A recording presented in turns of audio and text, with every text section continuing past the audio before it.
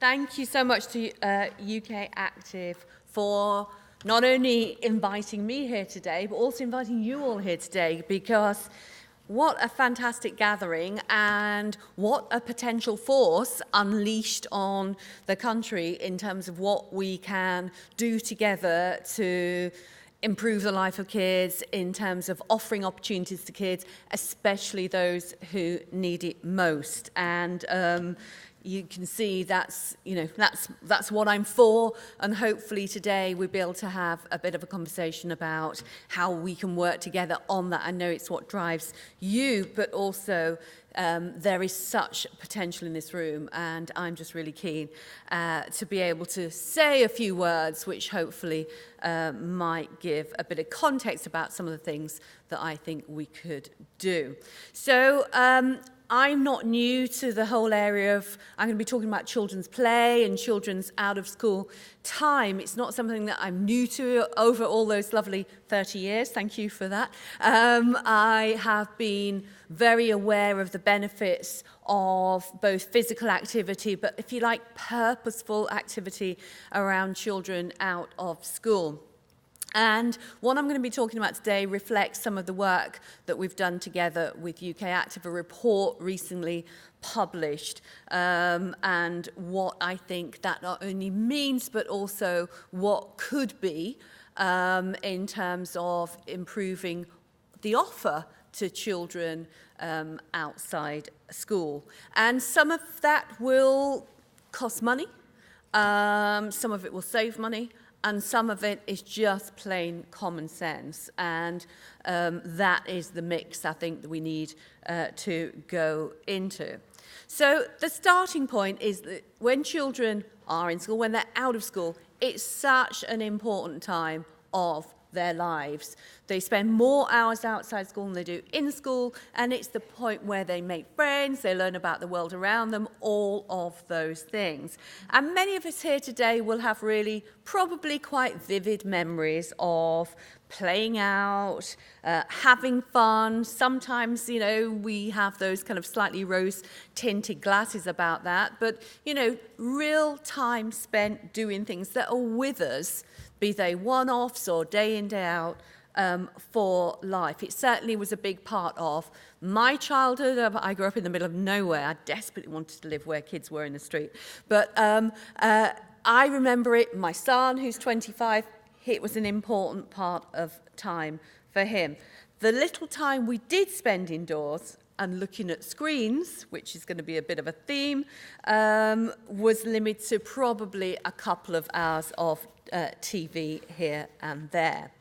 But, of course, childhoods have changed over the last couple of decades, if not more, and particularly over the last decade. And before the summer holidays, we went out and talked to some children and to some parents too about, what were they expecting the summer holidays to entail. And we talked to one mum at the school gate, and she said, well, I'll have hardly seen my child over the summer school holidays if they got their own way. They'd be more than happy to spend all day, every day, sat in the bedroom, glued to the screen, playing. Guess? There you go.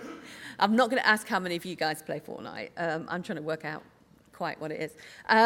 So this is an active child. This was a child who played football, loved football, spent the breaks in school, outside doing stuff, but when they got home, all he wanted to do was get on that console and immerse himself in that digital world, which we should remember, of course, isn't the same for kids as it is for us. We think of the world and then the digital world. Children that have now increasingly grown up with it just think that is the world. And of course, it is their world.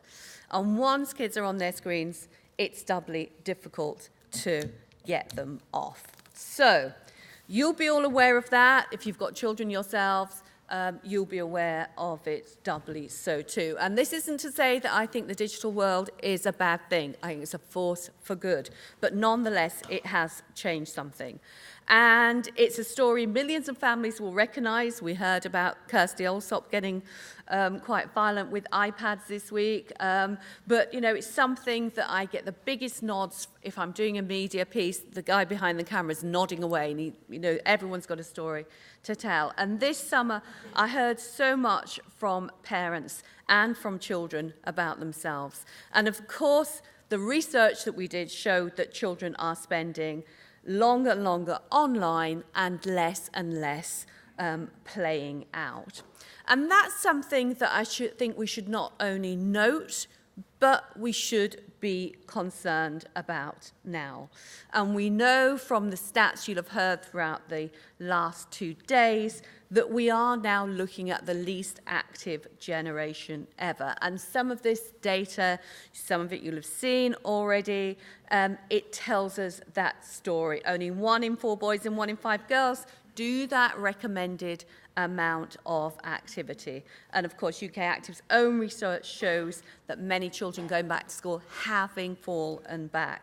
And people have been very aware of that, or people in the policy world have been very aware of that, in terms of academic achievement, that children often fall back, especially those more disadvantaged children, but less so, I think, in terms of physical health. So that's something that I think is very, very noteworthy. And of course, it's a problem that affects the poorest families the most.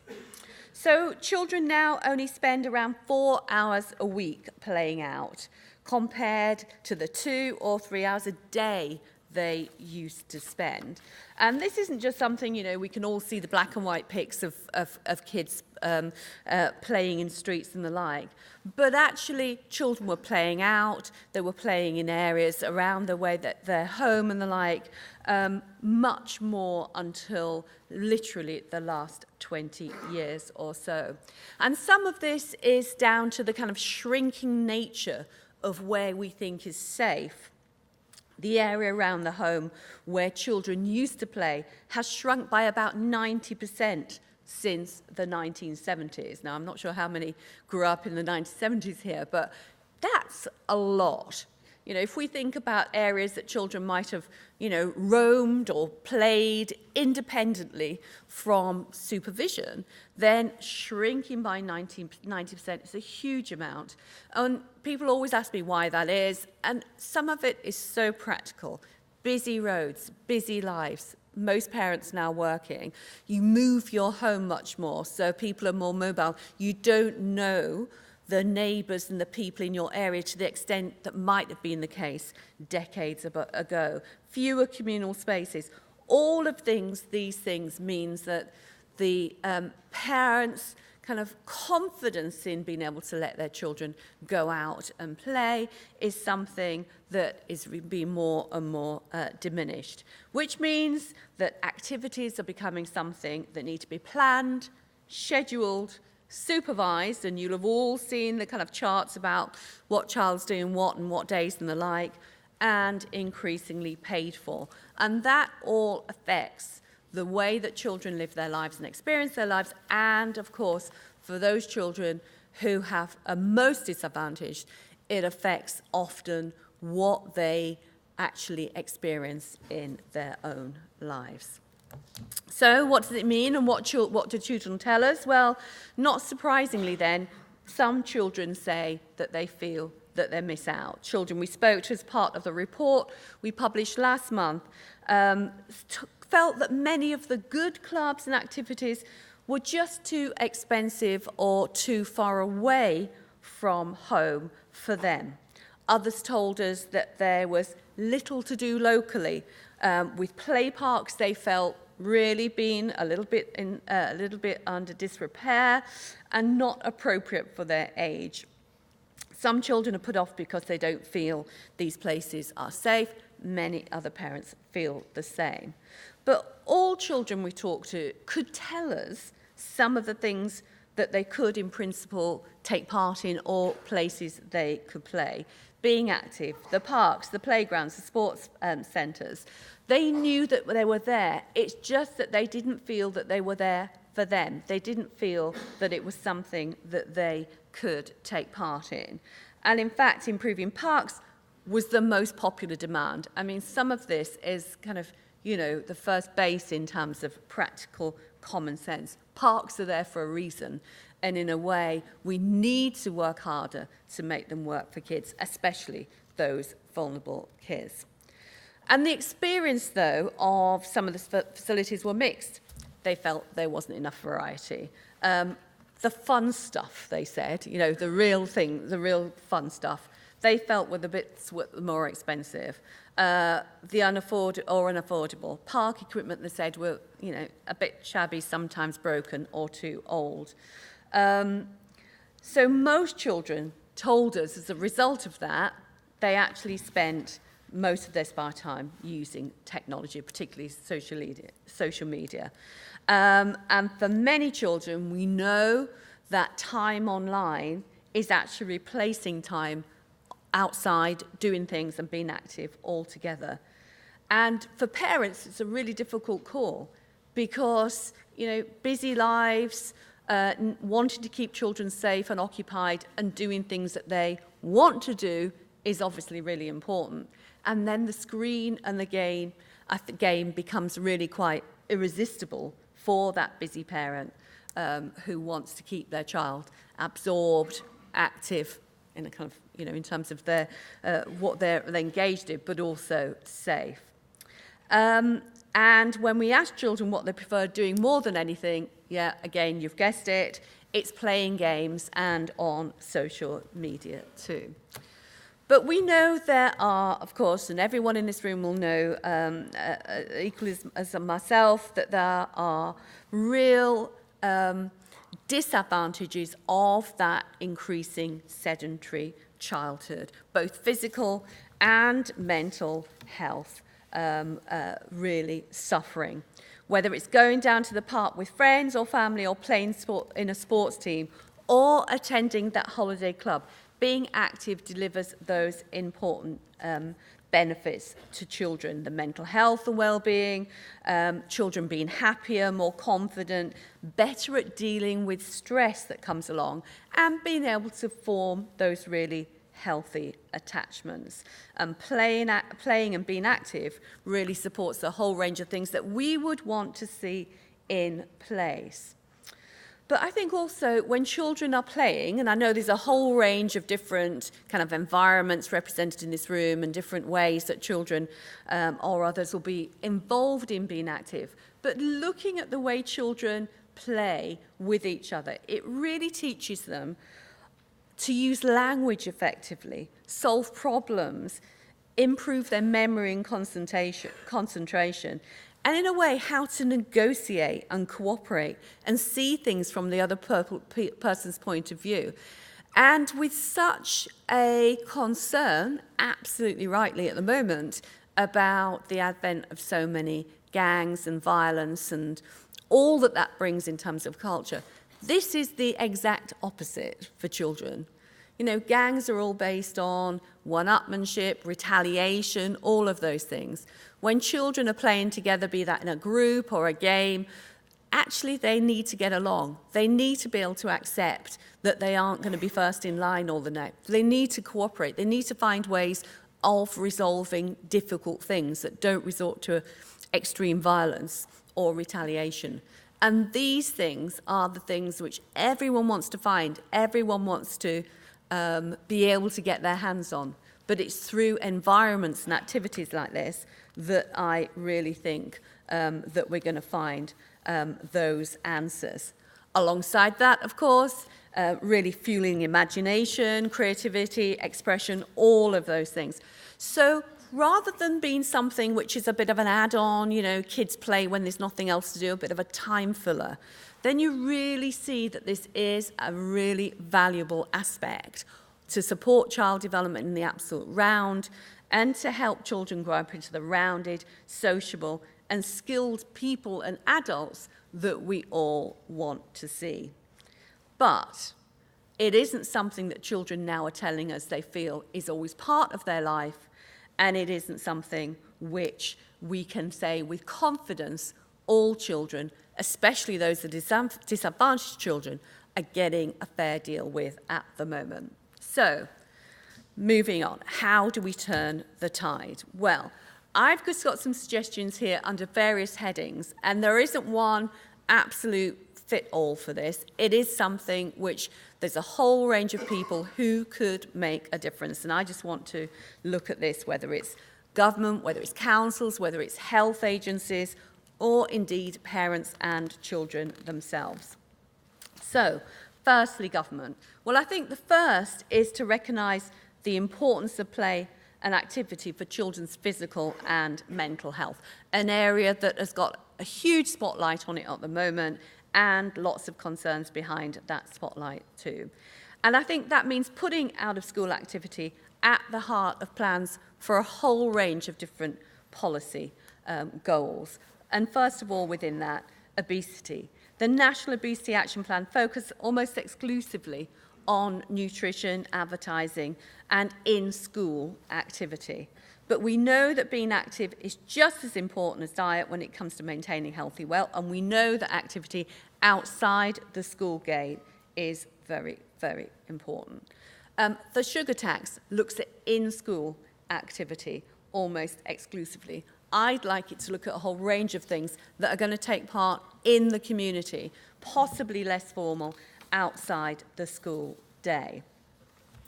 Holiday and out-of-school clubs provide great spaces for children to play and be active, and they offer all of those really important benefits that I've talked about. But often these schemes can be expensive for parents who are struggling anywhere, and when it comes to those that have combined with childcare, which will help for some, sometimes the way of getting that financial assistance can be complicated. Also, the fact that for working parents means that those that are out of work and disadvantaged won't be able to afford a place there. So we can all remember the kind of tried and tested holiday play schemes of yesteryear, and those have dwindled in many areas. Not all, there are still some great ones happening, but in many areas the financial pressures have just been too much for them. Well, I think there's real gains to be had by having really creative, active and proactive programs of activities for children that are coordinated with more central funding from government in areas of disadvantage to make that happen. Physical activity is barely mentioned in the government's Green Paper on transforming children and young people's mental health. And while the Internet Safety Strategy recognises the need to put advice to parents about minimising screen time, it doesn't talk about the need for the alternative, the benefits to be able to support children to get out and get active. So I think firmly I'm saying there, and I'm sure you've heard this as well over this period of this conference, we need to make children's play and physical activity a public health priority. That means seeing NHS England and Public Health England encouraging early healthy habits by funding activities or enabling or encouraging activities preschool, and also help for parents to help them understand what it means to be out playing and being active. And I think, there are some great creative approaches out there which can work with the flow of existing budgets. I went to Devon in the summer and talked to people who are running adventure playgrounds in Devon, and they were working with GPs around a scheme about having play available on prescription. So the GPs, when they met children who often had kind of low-level anxieties and stress, or indeed needed, because of their own weight, to actually get out there and have a more healthy lifestyle. Actually, they could look at their time on Adventure Playground and they could make a prescription to actually refer them there. Interestingly, that playground was also working with a local school where children had been excluded from school as young as 7 or 8, and they were working alongside the playground again as an alternative form of child development for those kids. So I want to see government centrally and council throughout the country encouraging children, parents to be creative in a whole range of ways, but also working with the infrastructure of agencies we've got, GPs, health and others, to look at creative ways that they can be involved, like that GP on prescription, and as well helping parents to be able to make the most of that and also support their children to get up and get out. Councils, what could they do in terms of more for this? Well, I think that councils, first and foremost, first of all, I know that councils throughout the country are having a difficult time in balancing budgets, so this isn't a shopping list as such. But if you make this a priority in terms of improving and supporting children's lives as they grow up, then you can start to see how many of the things that are already in place can be combined in a more effective way to give that kind of seamless, joined up offer for children rather than a collection of things in an area. And I'd want councils to be thinking much more about how they can promote play, possibly providing it, but also working with local venues to maximise the use of existing facilities. For years, verging on decades, I've been convinced that schools opening up outside school time, and I know all the arguments against why that sometimes can be difficult, but these are such precious facilities in the local environment and community. They're such high-quality facilities, and they're the facilities that children, especially disadvantaged children, could make so much more of after school and during school holidays, that's something really that we need to be very strong and persuasive on. Sports halls, sports fields, other facilities, leisure centres and the like. Again, free as at the point of use if we can, or at minimum cost. So many areas do this very well, many don't. And for me, this is a gateway to be able to not only embrace and support the wider activity, but also really open up very precious facilities for those who can make the most of it.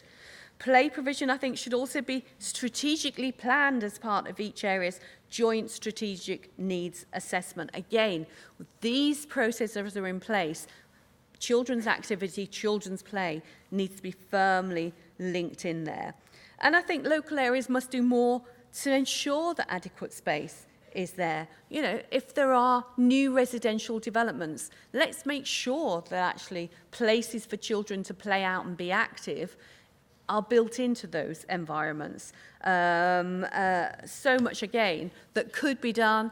Great practice in some areas, but you can see absolutely that this isn't the case in most areas.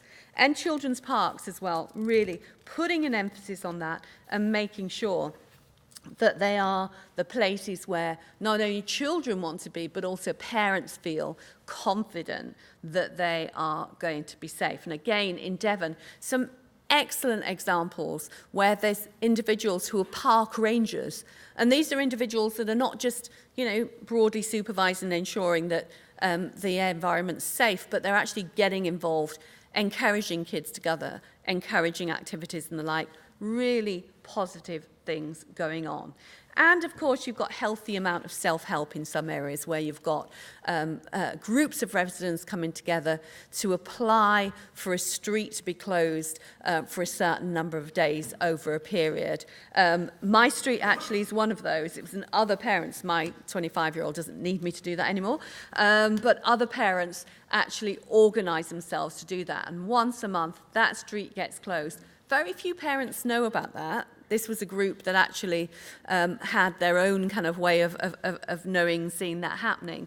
But actually, wouldn't it be great if not only more parents knew about that, but more parents in areas of disadvantage knew about that and were supported to make that a feature of their everyday life? Doesn't cost anything, but it would be a great thing to have. And of course, parents. No one's saying that this is something that the state should take over and that everyone should have it done to them. Parents, obviously, in here, are going to be the most defining factor in terms of encouraging their children to have healthy habits in terms of physical activity early on. And, I'll be with you, I guess, in terms of saying that mums and dads really need to instill those habits early on and need to ensure that their kids are confident in terms of being active, but also that they're enabled to do that. And the benefits of parents getting out there, families getting out there, being active in parks, long walks, and the like, obviously, none of us would say should be underestimated. But I think also parents need to be really challenged to show by doing themselves. We all know that times are busy and that families are busy, but putting us out times to get out there as a family, to be doing things as a family in terms of activity, really are the way, of course, that children learn about the world around them. Those habits are instilled. And when it comes to mobiles and smartphones and screens, the same counts too. When I ask children, well, don't you think there should be a part of the house where, you don't have your screens on, or don't you think it's okay to have time where, screens are turned off? They'll say, well, maybe, but actually that needs to account for, other people in the house too. Actually, it's the adults that are answering the messages. It's the adults that are responding to the beep when the work email comes on. So we all need to look and reflect ourselves, I think, as parents about what it means to have healthy habits around not only activity, but also screen time too.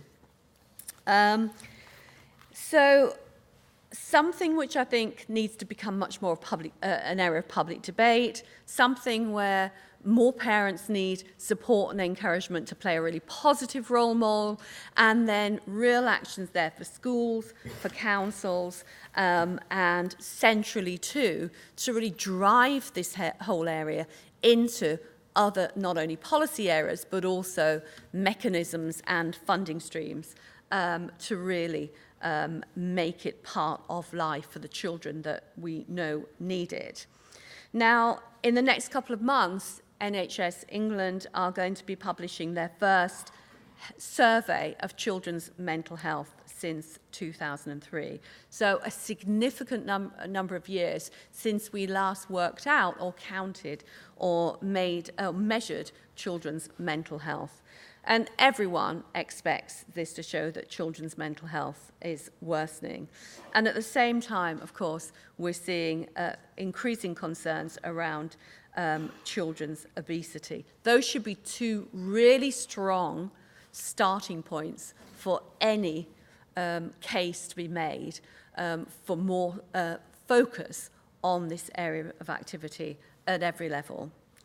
That morning I spent at an adventure playground in Devon in August showed me exactly what was needed on those agendas. Children were in their own space, in their community. They were confident. There were wild areas where kids were able to take risks. They were tubes that apparently the kids went down in terms of slides in barrels, which they weren't getting me on that, but they loved it. They could take risks. There were workers there to encourage them and support them. Kids were involved in developing the area. They felt it was theirs, in other words. There was a kitchen garden. They were cooking on an open fire. This sounds all a little bit kind of Enid Blyton, but this literally was about 3 weeks ago in Devon. Importantly, lots of laughter, lots of fun. And you know what? Guess what there wasn't in sight? A screen. When I asked kids about it again, they said, of course not. Why would we? There's loads of things going on here. Why would we have a screen here? The adults do, actually, they said, but, we don't. And I think all of us, parents, policymakers, politicians, need to decide, are we happy for each new generation of children to grow up living what some described as almost a battery hen existence? Eyes fixed on a glowing screen for hours on end, spending less and less time outside, more and more time inside. When I asked those children and parents in that playground that day, baking hot day in the middle of the summer, what would they be doing? What would they be doing if they weren't there?